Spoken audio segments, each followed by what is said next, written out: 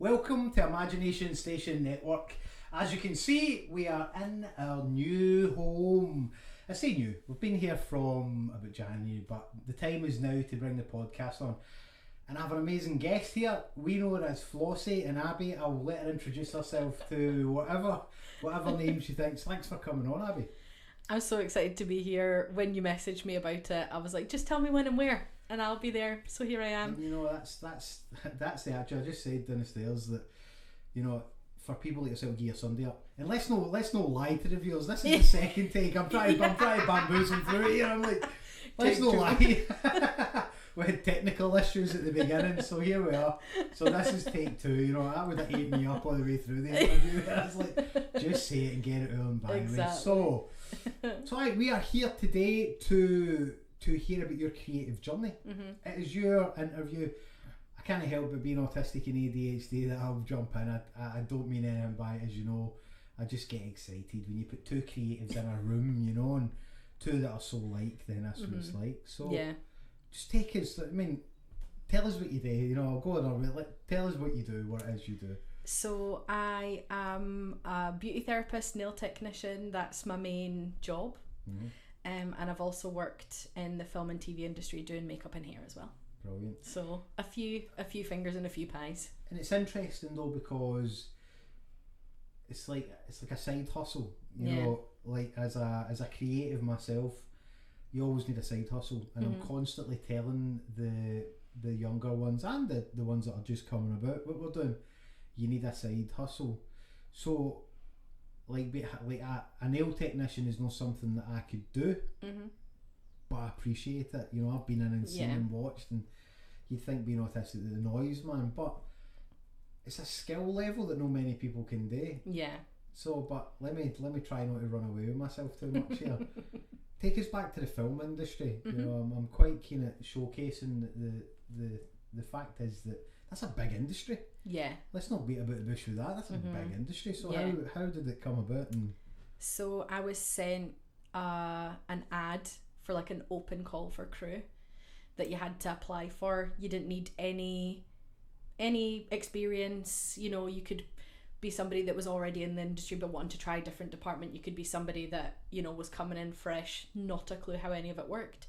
That was me. Brilliant. And I just applied for it, and we got interviewed by like the department heads and stuff, and ended up getting on an Amazon production for like my first TV job, which is massive because normally people go through like short films, music videos, you know, things that maybe don't have the biggest production kind of budget, but I was really lucky.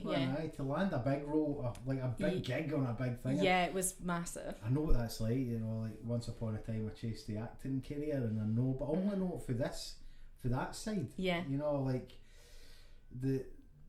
I know a makeup artist that has, like when you're in costume, like I'm a predominantly a period actor. Yeah. So when we're doing period stuff, what I'm trying to say is when you're sitting having lunch, the makeup artists are usually at the other side of the room eyeballing you, and they're like, what are they looking at me for? But I get it, like that's a big thing, you know. I'll let you explain it. You know, in the TV industry is just it's crucial that it all looks alike for the shots. Yeah, absolutely. Continuity is massive. That's the word I was trying to find. Yeah, I mean, after the makeup call, all makeup calls, regardless of whether you're in crowd room and you've got hundreds of extras or supporting artists, as they like to be called. Yeah. Thank you very much. When you've got all that, it's crazy. Or whether you're on main cast and you've only maybe got sort of up to 20 of the main actors coming in and out. Regardless, it's a bit chaotic and a bit crazy, and it looks like we just kind of sit down on our little stools and watch the iPads all day and don't really do very much. But the level of concentration that you need for continuity, a lot of the time, you know, as somebody that's maybe lower in the department, you're told you need to go and tell, like, you know, the person that's looking after the continuity for the director, you need to go and tell them that before they did this, so they need to do it again, or she touched her hair, or something doesn't look right, so that you're constantly on, and it's a really mentally draining job. Yeah, I've been there. I've not been there on the makeup side, but I've been there on the side, you know. It is, but you know, if somebody's out there just listening and that's what they want to do, it's a fantastic opportunity. You've just heard Abby there say that you know, that was a massive. You took a jump and you went straight in and you got it. Yeah. You know, I'm always talking about the risk factor. Yeah. If you talk about the risk and can alleviate and put it in front of you, then you know what you're going to come. You need to take these risks. Yeah. I just think that, you know, like it's thousands and thousands of pounds per shot, so the added pressure of that and doing it. So fair play to you for getting through that. But I'm interested in. I usually say the wee person, but there's a lot of people watching. Say, why do you say so? The wee one. So the younger version of yourself. How did your creative journey? How did it transpire into what you do now? Is what I'm asking. I think I was always a creative kid. I always liked painting and drawing and all that kind of stuff. Lived next door to an art teacher. She taught me a lot. I was always really interested in that kind of stuff. I was a big reader. Like I've always loved any kind of storytelling, to be honest. Like not just reading, but like wanting to go into the film and TV industry. That was a big driver of like, I want to be a part of how that gets made, and I'm interested in every part of how that gets made. But yeah, I mean, doing nails came more out of necessity of, okay, I can't do that job anymore. I can't work in the film and TV industry for, you know, whatever reason. So what can I do? Well, I'm already qualified to do nails, so I guess I'll give that a bash and see if it works. The thing is though, it's like, you know, like any industry, the door's always open for that. Yeah. But as creatives, you know, like you're a lot like me, you know, we can try our hand at something and it turns out we're good at it. Yeah. But first of all, we tell ourselves that we're no good at it. But that's where the growth is, isn't it? It's like there's jobs out there that I think that I wouldn't be able to do. Whereas if you gave it a wee shot and you put the creative bit into the action, you find that the creative world is, I don't know, what I'm trying to say is a blueprint for things. Like a lot of skills are transferable, aren't they? Like to switch it from the film industry to what you do now, there's still that skill level. And the fact is that I know it's not just a nail technician like we had, you know, Jordan. Yeah. So with Jordan for JCC hair on, and I've got him saved on my phone as a singing hairdresser. And you guys do a lot of other stuff. And that's the thing. That's what I want to get out of the day, is to find out what's that other creativity that you do. Yeah. But we'll pick back. You know, you said reading. Reading's not a thing for me. You think somebody who writes books that reading was never really a thing that really, I can't say it didn't inspire me, because it did. Reading did, but I've been on your TikTok quite a bit and I see stuff, and it intrigues me. Readers, absolutely crashing out because I've read a book that's sad. Hang on, still you're honest about it. Like that takes a certain level of the creativity, because I know that after you've done that, you're not going to be able to do anything for the rest of the day. Yeah. But how do people out there know that? Yeah. With it, I guess we'll try to set the precedents for people who have yet to find themselves. As I say, always somebody behind the back of the couch. But I hope there's nobody behind this one. But I just find that you creatives in that industry are. I mean, you worked in a place where I used to go in. Yeah. I was then getting beautified. You know, I was always looking like this, and it was aesthetically pleasing. Yeah. And my friend Lizzie. Yeah. Hi Lizzie. Is she had it all pink. Yeah. And like go in there and you were one of the people who lit up the room, and that's why we're here talking today, because when you meet a creative that's similar, different journeys, but the same. Yeah. Do you know what I mean? It's like, it's right that we get you on here to showcase what it is you do. Can we ask what film?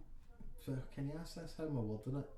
I'll just word it in James's words. Yeah. Just tell us what productions we working in. So the first job that I had was for Good Omens, that was on Amazon. Wow. I was only on season 2, because they had, for the hair and makeup department, they had a whole new team come in for the second season, and I was a part of that. And then that team took me to Outlander season 7, because they had worked on Outlander since the first season together, and it was just a case of they kind of just ushered me with them, and I went into the crowd room in there.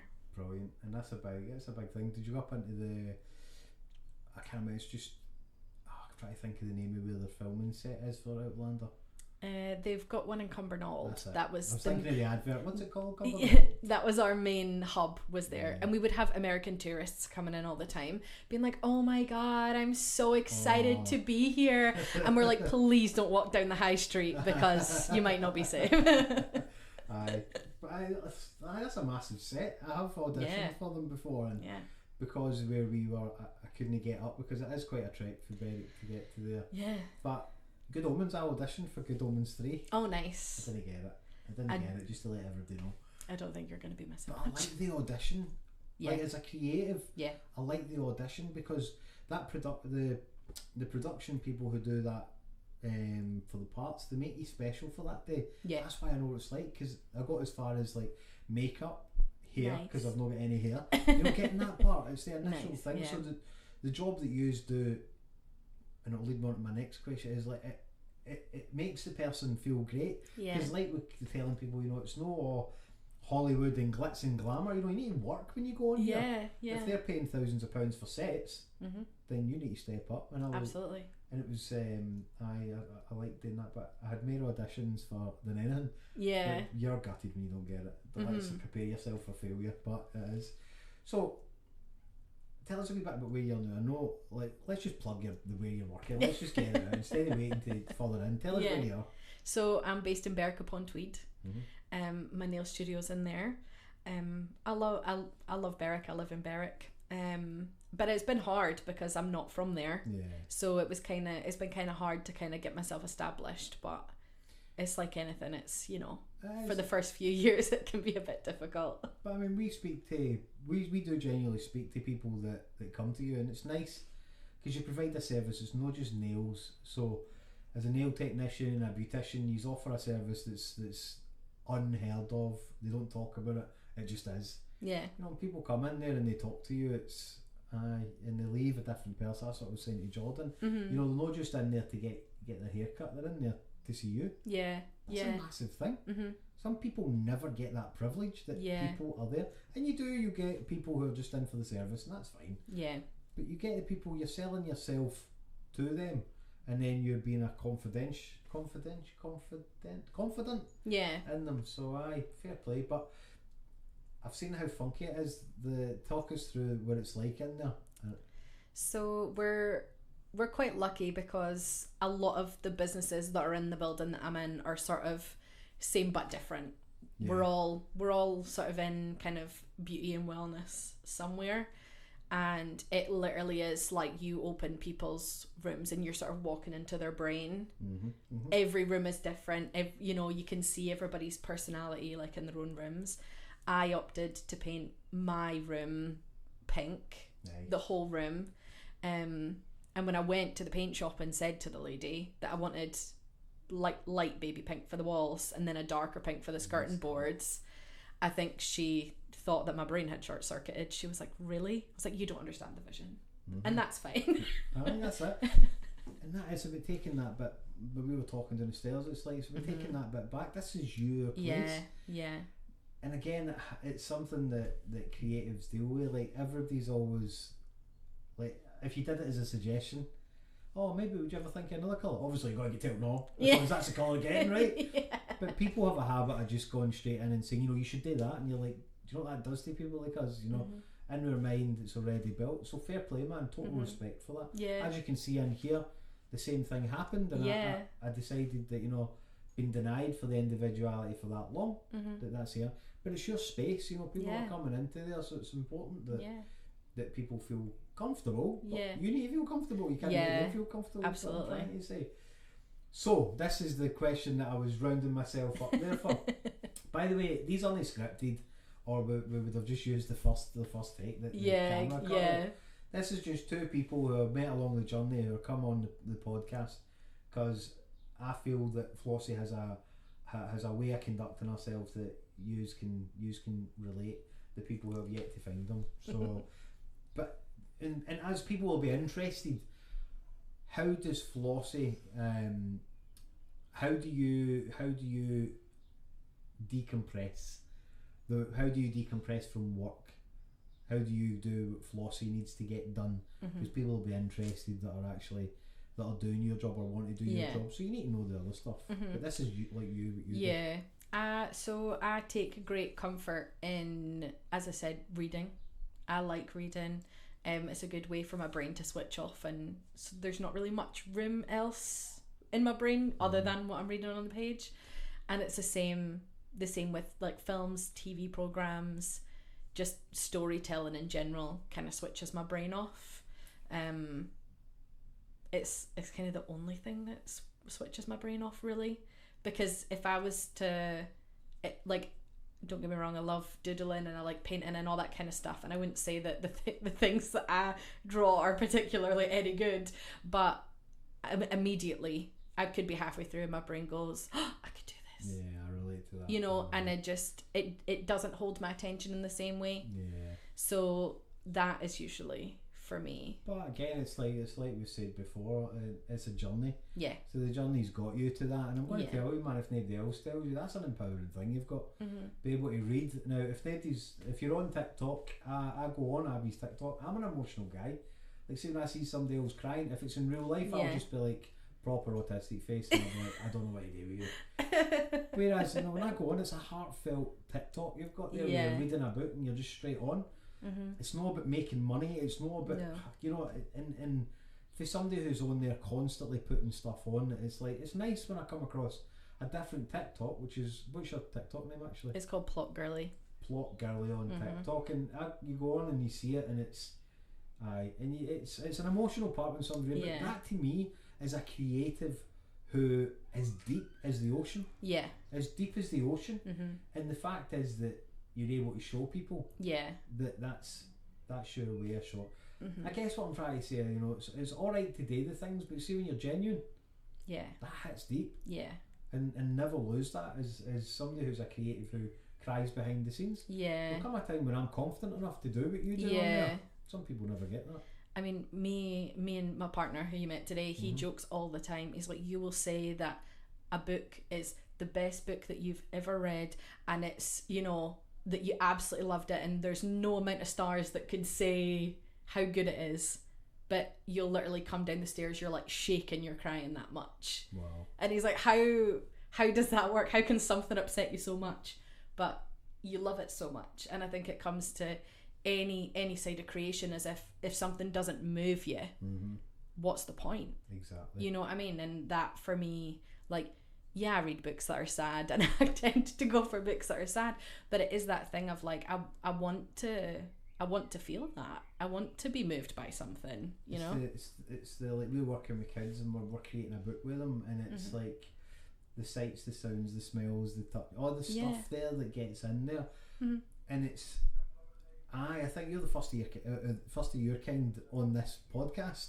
So it's like when you said that, that's a proper opening up, because there's people out there that, I get it, we're all different, but we're kind of the same. But when somebody's opening up about a book, it's like, that means the words. Do you ever message the authors?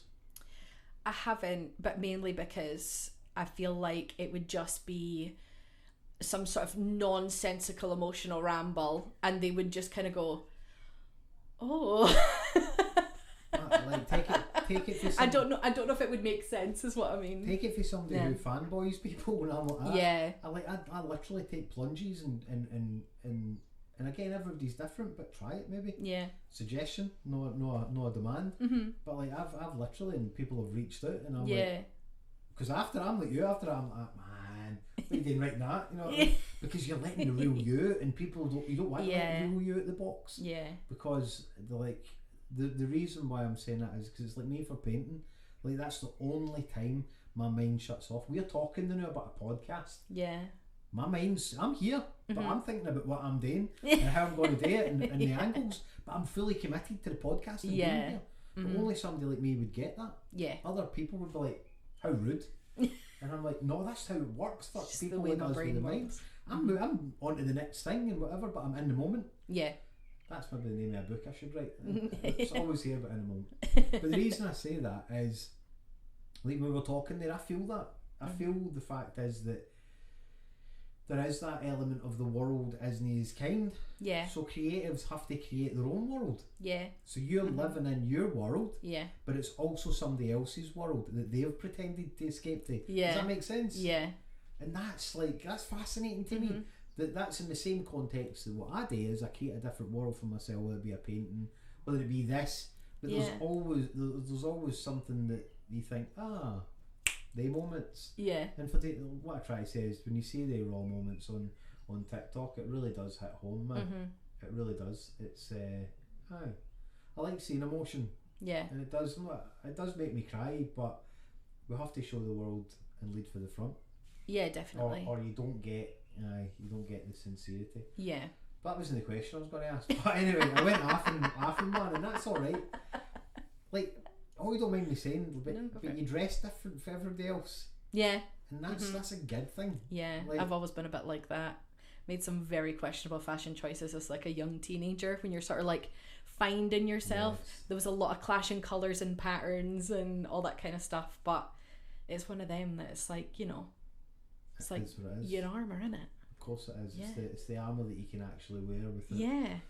Yeah. It's a tough world we live in for people who wear clothes that are different. Yeah. But it's liberating for people like me who can see it in individuality.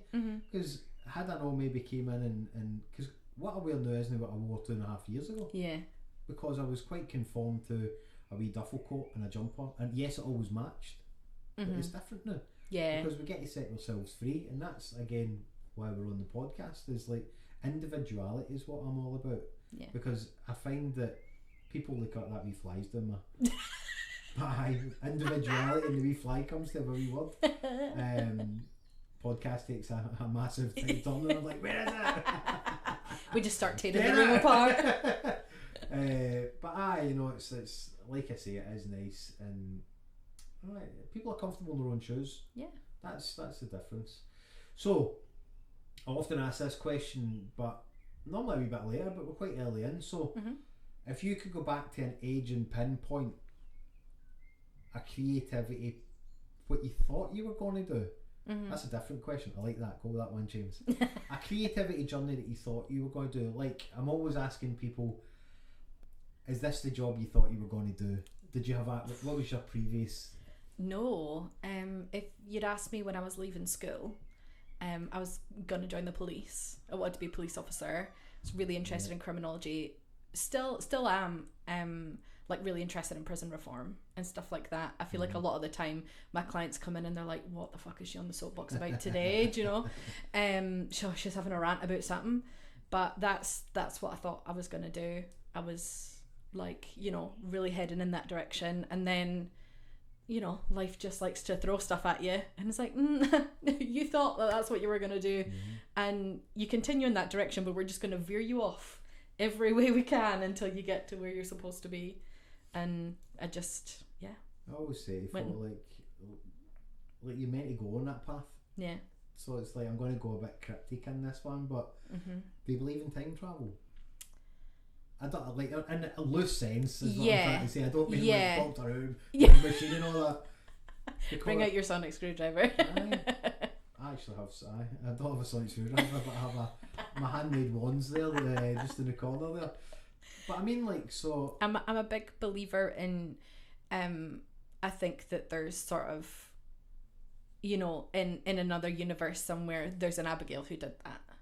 Do you know what I mean? Oh, I think I definitely think there's sort of somewhere out there. There's versions of me that did these things. The reason I'm asking that is because as a neurodivergent creative, I constantly think, and I'm also wondering if other creatives do, like, okay, even if time travel doesn't exist, I just took you there. Yeah. And I know inside your mind, you were living there and you were like, I was back there. So technically time travel exists, but inside your mind and your way. I'm pretty sure that the only reason that it doesn't physically exist is because by the time you travelled from where you are now to where you wanted to be in the past, you would just sort of spawn in the middle of space because the Earth moves too fast. And then become breed. So they've worked it out how to do it. That's a great theory. That should be a book, man. Yeah.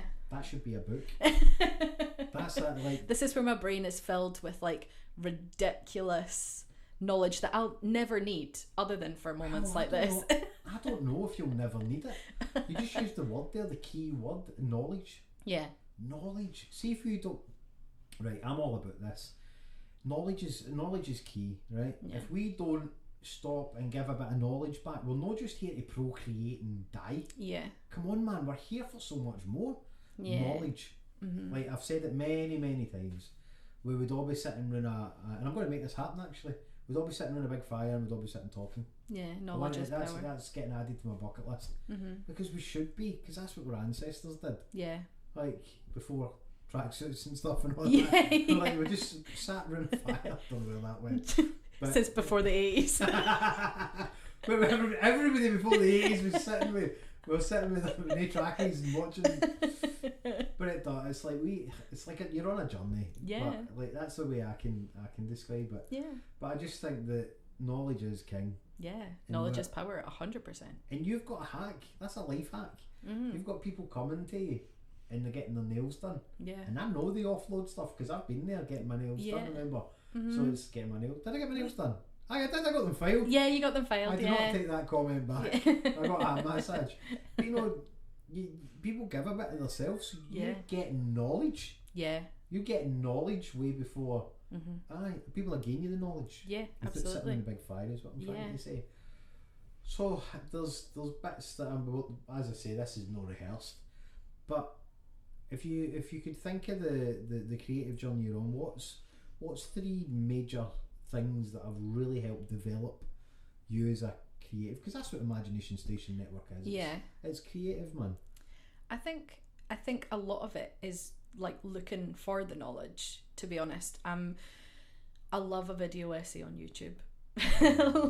love a video essay on YouTube.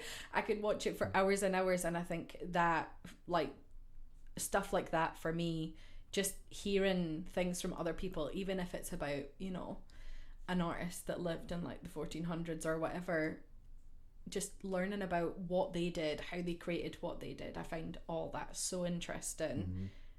Even if, you know, it's something that I'm like, oh, I could use that technique when I do nails because that product does that. Do you know, like everything helps. But yeah, for me, I think a big part of where I am now and the skills that I have now comes from traditional art. And my interest in traditional art. But it's change as well. Yeah. You have to change. It's like if you don't change, you're just going to get the same results. Yeah. And that's why I asked that question is because it'll be different in a year or 2 years' time. Yeah. I'll say, Flossie, what's the three things? And it'll be a different three things. Yeah. Because it's a constantly ever changing. Yeah. Because I think people just have that, and especially creatives, they have like, I want to get to there, but they don't know that like for you, so you went to film, might not have been what you wanted to do, but you went there and you learned, and then it was like do, and then you ended up there.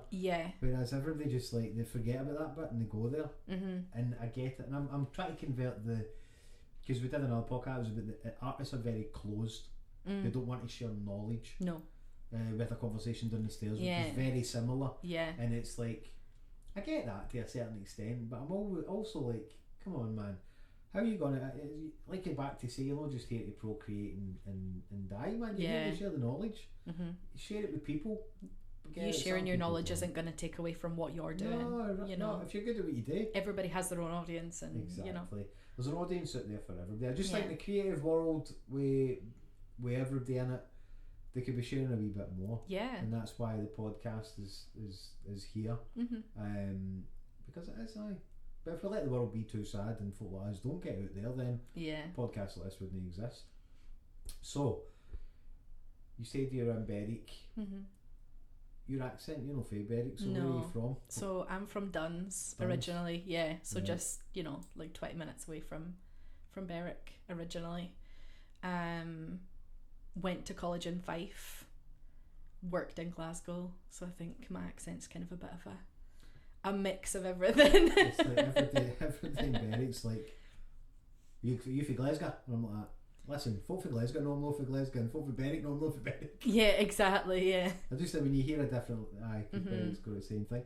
The only reason I'm asking that is just because predominantly in this area, it's rich in history. Yeah. But it's no rich in and I'll loosely use this stuff for people to aspire to. No. And that's a bold statement, man. But I mean, I've done this for a wee while now. There's not an awful lot. There is. It's getting better, and there's money getting put in. Yeah. But I'm always interested with people who grew up in the area, and what was on offer for them as a kid. What was school like? You mentioned school a wee bit. Like the school journey as a creative. Like you weren't always a creative way. No. I was always kind of loud and talkative. I've always been somebody that's like a people person. Like whenever I'm with people, yes, with my job you can have days where you go home and you just feel like your whole body is like vibrating because you can't listen to yourself talk anymore. But always been a people person. I've always wanted to make friends. I love meeting new people. Like love making new pals. So that was sort of me at school. I was really sporty, did all that, like did swimming, athletics, horse riding, all that. And it wasn't sort of, I feel like my creative side, it was just kept for myself. You know, once I'd kind of done all the activities, it was like, okay, I'm gonna come home and I'm gonna read, or I'll maybe like, I used to listen when it was on tape, showing my age. I had all the Harry Potter books on tape, so I would like paint while I would listen to that, or you know, whatever. So it was sort of, I don't know, I never felt like it would be like good enough to be like, oh, that's what I want to do as a job, you know. But yeah, it was one of those things where it was just kind of all through school. If you weren't going to university, or you know, if you weren't gonna have, you know, if you weren't like top of the class. I mean, I did fine, like skated through, but schools. The reason I asked that one is because you just put the blueprint there for. I keep using the word. I feel as if I've created a new species of human. The creative. But it's like that is like, we surprise you how many people, myself included, I was the loudest, but I was the most deepest. Yeah. It's like I got an old soul, man. It's like, but because you're consistent with the loudness, then people expect that. Yeah. So you give them the person, but you sacrifice it. Sacrifice a lot, like the creativeness that you find later in life. Yeah, definitely. But like all journeys, it's like it's meant to happen. Yeah. It's I find it fascinating that creatives do have the most loudest but the quietest. Yeah. If that makes sense. So the aspirations of the book talk, is that the thing you want to grow? I think so. Just probably more for a sense of community than anything, and as an outlet, like you're saying before about side hustles and stuff. You know, I'm not saying that my videos are the best, or that like any of the, because I post like reading vlogs on YouTube, and it's, you know, it's not very often, but it's just when I've finished a book. They're maybe not the best compared to some of the other people that, you know, that's their job and they spend their whole life doing that. But it's just like another outlet for me to have something else to do. Everything I've ever enjoyed doing, I've turned into my job. So so it's one of those things of like, right, okay, this is just for me, and it's for like a hobby to have. Yeah, hobbyist. Yeah, but like you said there, you know, you're very hard on yourself, as we all are, because we're self-critical. Yeah, that's the world that's done that. That's not you. That's the world that's done it. By the way, just to address the squeaking noise, it isn't Dracula's coffin opening up. It's a couple of the team are in, so they must be coming making a racket downstairs. They're coming out of the pee.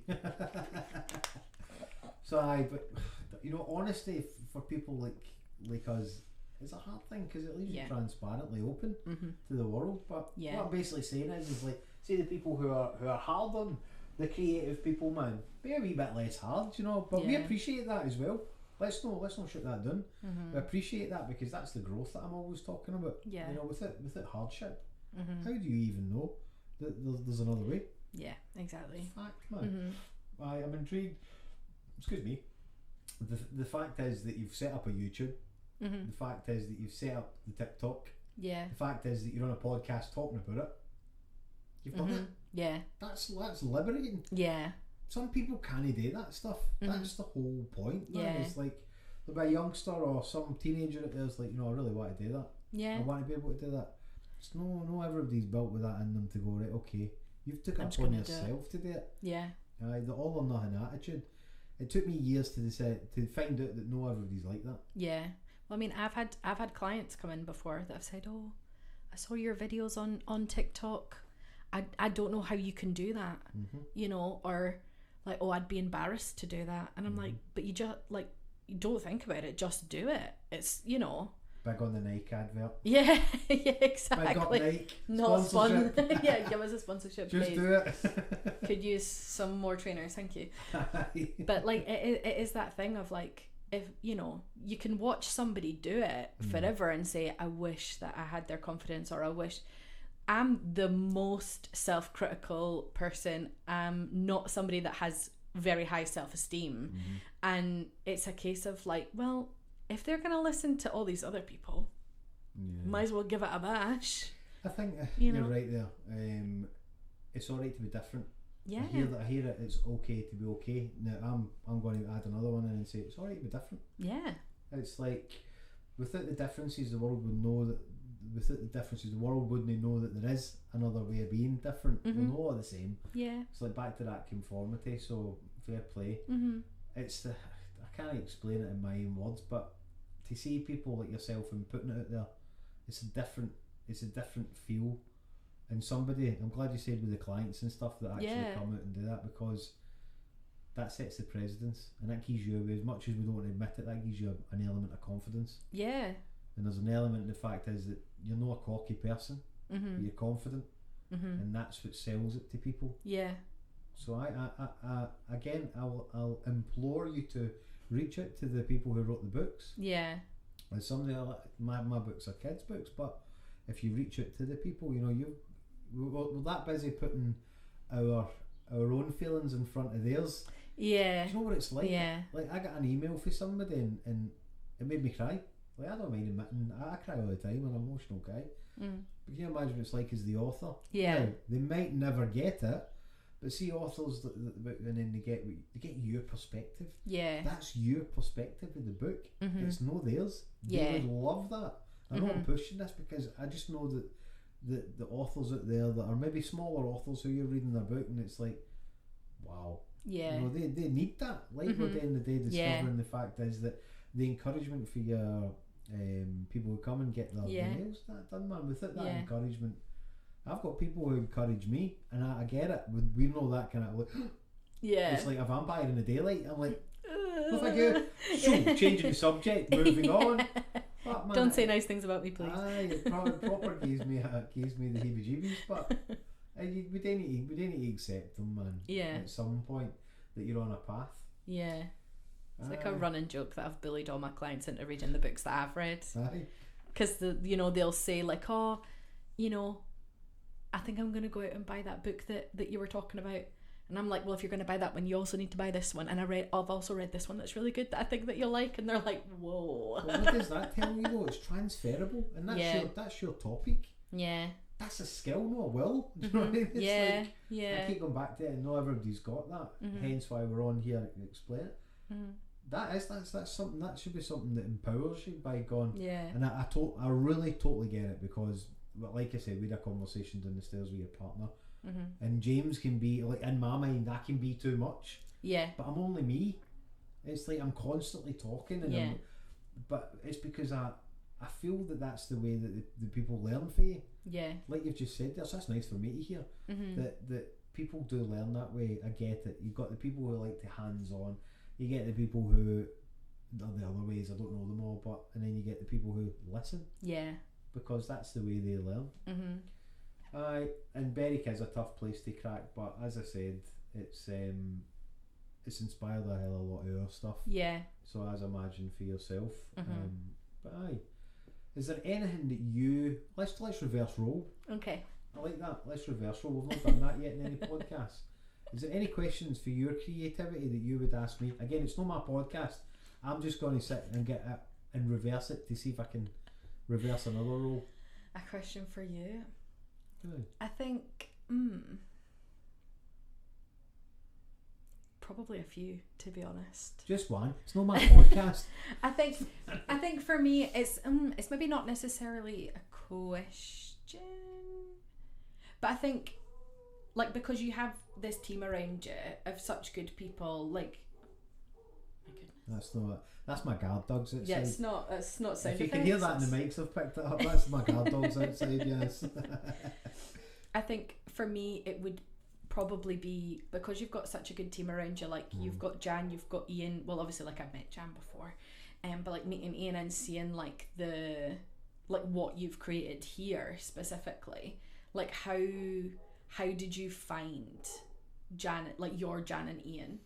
Oh. Like because for me, when it comes to especially because I work alone, like I have a private room, and I was in a salon, and don't get me wrong, loved working in a salon, but with already being friends with Lizzie, I didn't want to go and jump in another salon where I didn't know anyone. And like we were saying before, you're not alone, but you feel lonely. So like, you know, surrounding yourself with like those good people, how did you find them? I took a risk, but for every Jan and every Ian, there's been 20 odd people out there that I've tried, and that's what you're doing. So it's a reverse role of reverse role. Yeah. So see where you are in your journey. Yeah. I've been there, so many times. It is lonely, but I'm not alone. But that loneliness is where you create it. But you're already doing that. Yeah. You're already reaching it. I see the way you're doing it on social media. You're already doing it and reaching it. I don't do that. Like I don't pretend to be something that I'm not. Yeah. I just genuinely give it. But there's also that side where I'm lonely. Yeah. And I'm sitting in the house and I'm alright with that. Yeah. Got a cat. Picasso. But it's like the journey of meeting people. Yeah.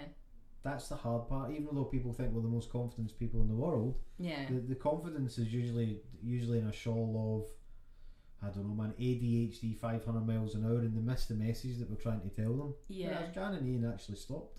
Yeah. And stopped to actually take a breather and go, oh, you know what? This guy's actually alright. Yeah. And that's basically what we're doing with you. I know it's a reverse role there, but and when people like yourself come along, they should be promoted on a podcast, on social media. Social media's not going away. Yeah. And that's going to be my next question. It's like, social media's not going away. As a creative who's self-taught, mostly at like YouTube and learning and watching and being people saying no. Yeah. For yourself there, like for your social, for our creative like yourself with the social media, what's the enhancements of having that? And what's the benefits and what's the negative of having it? Because somebody out there will be listening going, oh, I'd like to be a nail technician, and no, I've seen all these people online. The reason I'm asking that is because you're honest, and we might never get another chance to ask somebody who's a book reader, because you are your own unique self. Yeah. So I would probably say in terms of like the nail side of things, the upside of social media is just the reach that you have. I had I posted a video on my business page on TikTok, and it was just like a carousel of pictures, and it was just a silly post of like the nails that I posted and the likes on Instagram that they got. Yeah. And because I don't have a very big Instagram page, some of them were like 2 likes, 3 likes, you know, whatever, because it's just my regular clients that are on there. But then I had somebody comment saying, oh my god, are you based in Dallas? These are amazing. Wow. And I was like, no, I'm in the northeast of England, I'm so sorry. But then the downside of that is also that it's really saturated. Yeah. There's a lot of nail technicians on there doing the same thing. So you would maybe get the likes on a post, but you maybe don't get the follows or the interaction from it. Yeah. And other nail techs can be quite judgmental sometimes. Again, back to the art world. Well, no doubt, that's what I'm saying. It's no different. Yeah. But let me tell you something. Like I'm not a doctor and I'm no anybody. I'm just a James Alexander Gaffney. Only a doctor on TV, as they say. Found yes, Joey, our friends. Yes, there's loads of saturated. There's loads of nail techniques. There's loads of artists out there. Yeah. If I let that bother me, man, I wouldn't do anything. Yeah. But for you, it's like, and again, people listening, this is where you get your uniqueness and where you get that that self-confident in the role you've got. Mm-hmm. What other nail technicians are out there actually giving people they're buying books, they're doing that, they're buying into you. I can't express that so much. Yeah. As a creative, they're buying into you. How does that make you feel? It's probably like the biggest like ego boost that you could have. Listen, it's not selfish to have an ego about your business. Yeah, because I mean, for me, like the nicest thing that I ever hear from people is, oh, my friend got her nails done here, and she's, you know, like, and stuff like that, and you'll be the same, you know, people coming to you saying, oh, like, my friend bought a painting or whatever. It's so nice, because you just think, like, you know, it's a bit like Sally Fields when she won the Oscar, when they're like, she's like, you like me, you really like me. Because the reason why I'm squeezing that question out is because there are the creatives that I'm talking about behind the couch. Yeah. It's like, how are they going to know that Facebook's busy, all this stuff, but you need it now for social media? It's not just by word of mouth, and you've done all that. Yeah. So it's like, there's just steps and bounds. If this was a college course, you'd be the tutor. That's what it's genuine. Like, you're that far along, that you'd be a tutor.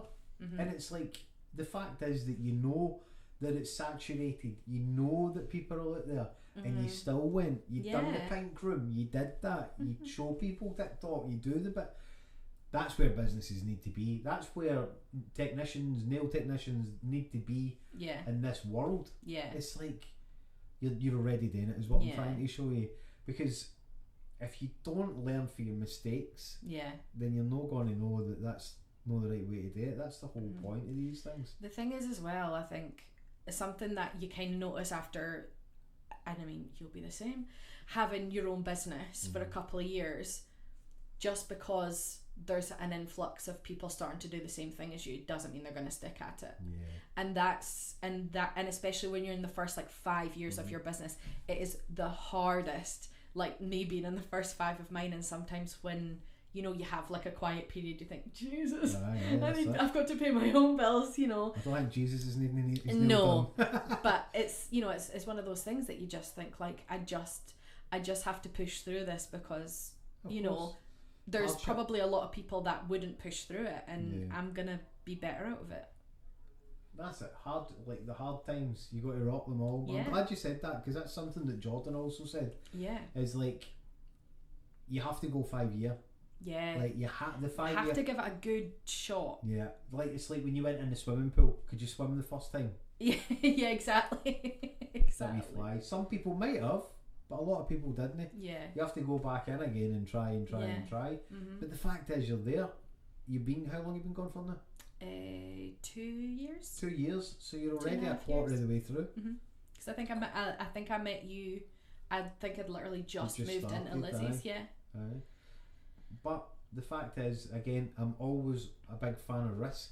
Take a risk. Big working, but you need to keep putting fuel in it, don't you? So let me hear again. This is selfish, but I'm the interviewer.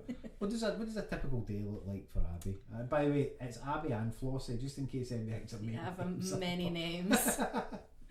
So I normally kind of start my work day between sort of 9 and 10. If I'm feeling generous to myself, I might give myself a bit of a lie-in. And I normally work until sort of around 5 o'clock. And then after that, I try and give myself one late night a week, because obviously, if, you know, people are finishing work at 5 or whatever. But when I first started, I was available every day, because obviously you're thinking, oh shit, I've not got any clients. If somebody wants me on a Sunday, I'll go in on a Sunday. You know, if somebody wants nails done at 9 o'clock at night, I'll be there. But you learn pretty quickly that that's not a good way. You can't sustain your business that way, especially being neurodivergent. So I have to be a bit more strict with myself and be like, no, I need that time, or I'm just gonna become sort of like Bridget Jones, frazzled British woman, like not able to go. Yeah, exactly. But I guess the fact is, you know that you're one step in front of somebody who doesn't know that, and that's valuable information you need to gain, people. It's like, we can't be too busy your business is your business, but you do need to put a bit into it. But you also need to make sure you get some self-care. And we're fortunate that we live in a place where there's beaches and there's things. So it's important that we enjoy the things. Yeah. And we enjoy our work, but sometimes the work can enjoy us too much. Yeah, exactly. And that's when it becomes a problem. But there's a question I often ask people. I do this in quite a few other wee podcasts that I'm on. If you, like, there's a phone there, I painted that phone, and that phone's sitting there because if you could lift that phone up and you could speak to your younger you, what would you tell her? What was the one thing you would say to her about your creative journey? And go into as much detail as you can, or what I want it. First of all, I would say you have to calm down. I've said it many times to myself over the years. I'm somebody who's very sensitive and feel things very deeply. My family love to joke that my brain just like catastrophizes everything, and the most minor thing happens and my world is ending. So I would tell her that, like, you have to calm down. It's not good. It's not good for your stress levels. But honestly, I think I would probably say just trust it. Just trust where you're going, because everything I've done, I mean, like, I've worked in retail for years whilst, you know, like, doing the odd makeup job, and then, you know, there's something from everything that you can pull. You know, as much as I'm not spending like 14 hours a day on a set anymore, there's a way that you learn to deal with people, especially actors, that is very transferable when it comes to running your own business. You learn to read the room. You learn that level of professionalism that you need to have, even when what you want to do is shake somebody and be like, what is wrong with you every day. But you know, like, there's something to learn from everything. Just take in as much as you possibly can and learn as much as you can from everybody, because it's so valuable. It is. I think the fact is that we know that now. Like, you can't phone yourself. That's why I always say that. But it's nice to hear somebody's journey who's doing what they're doing now and like it and good at it. By the way, is like, that's how all this comes about, is by people. We don't want too hard on ourselves. It's like, I'd love to phone me back and prank call myself and give myself pelters. I can't change anything because I know what I get at the end of it. But I'd prank call myself. So it's been interesting talking to you, because it is, a lot of people will wonder, just coming and getting their nails done and other stuff, because people always, you know, quite closed off, whereas we are more open. But I'm glad you said that, to read the room. Like, this is my room, so I'm more comfortable here now than sitting in other places and doing it. So it is a relaxed what we're doing. But just with time, things take that long because they take that long. But I'm going to squeeze one more question in, because it's nice, because when, there we go, we're coming up to 50 odd minutes, and I'm not at a stage where I'm just getting started. And that's what it's like for me. Could yap forever. We sit and we talk, because there's an energy that runs through this room, world, whatever, that we can tap into. And when we get to a level, whether it be autism, ADHD, is like, then it calms. You get a calmness through talking to your tribe. Again, it's back to the fire thing. It's like, that's it. So I'd like to, what tips would you have for somebody? Let's go with, let's get these tips for the movie industry, and then for what you do now, if that's alright. So when it comes to, I mean, I can only say for the department I worked in, but if it's something that you're wanting to get into, find things that you like watching. Doesn't matter what it is. Anything that you like watching, any TV program that you've watched, doesn't matter if it's Netflix, BBC, whatever, look for who the makeup department head is and just email them. You'll probably have to email them about 20 times until somebody gives you a chance, because everybody knows one another, and especially when it comes to the Scottish TV and film industry, it's small compared to England, compared to America. It's really, really small, so it is hard to get into it, but just keep going, just keep trying, because I mean, it's the same now. I'm in a group chat with a lot of these ladies, and you get them a lot. They'll, you know, pop into the group chat, we're needing people here on this day, can people send CVs or whatever. So it doesn't matter whether you're a trainee or whether, you know, you're a supervisor, you're still doing the same thing of getting in touch with people. Do you have any jobs on them? Do you have any jobs? You know, you just have to keep going. And when you go in as a trainee, learn that you just have to take it. Whatever's thrown at you, whatever task you're set, whatever mood anybody's in, you just kind of have to take it, because it sets you up better. It's shit at the time, but it sets you up better going forward, because you learn to read what people need without them speaking to you. It's experience, isn't it? Yeah. But you're only going to get that experience if you actually put your name out there. Yeah, exactly. And for what I do now, I would definitely like be properly qualified. First of all, there's a lot of self-taught people out there, and they're amazing. To be honest, this is the same with the film and TV industry. I think if you're going to go into makeup and hair, having like a technical skill to it is invaluable. But definitely if you're going to go and do nails, like, please don't do like a 2-day nail course online. Do like a proper nail course where you're learning in person, and you learn to deal with clients in person, and just stick at it. Just stick at it. That is invaluable, because there is a lot of that out there, isn't there? I never thought of that, actually. There's loads of courses in the beauty industry at the minute where you can learn online, and some of them, they might be great, but I don't know how much I would trust it. Yeah, you've got to be hands on, because as soon as your business started, it's failed. That's great. That's great advice, actually.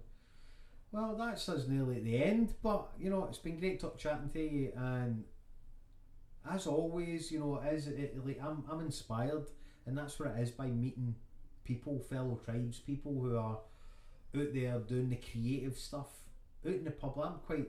Even though I'm out in the public, I'm quite behind the scenes now, and I quite like having a bit of both. But yes, so before we go, thank you very much for giving up your time for Imagination Station Network. That is really important, that when somebody gives their time up, it's the most priceless thing we have. Second time lucky. Second time. 2 times. You begin under the phone as Anne Lee 2 times. But it is important, you know. A lot of people come and do stuff, and it's try not to be try not to be selfish. You know, there's somebody out there that just wants the knowledge you've got, and if you meet a neurodivergent like us, treat us with a wee bit more respect. There is people out there that do that. I'm all for the tradesmen. But while we're on camera, again, let's cheat up. There's 10 wee things in there. Okay. And I want you to take one out, get a rummel about, and then pick one. I feel like a bit on, what was that program? Golden Balls or something? Oh, there was like a Deal or No Deal type Jasper thing. Jasper Carrot. That's it. What's the number? Number 2. Number 2. So we're going to, after 10 guests, we're going to pick one that's yours to keep. Oh, nice. So we're going to pick one random, and yes, we'll explain these on my own little mousey on the 10th episode. Exciting. Do you have any last words for the peeps? I'm not sure. I always feel like I'm like Jerry Springer. Be kind to each other. Yeah, exactly. I was going to say, it feels a bit, to be kind to people. Right.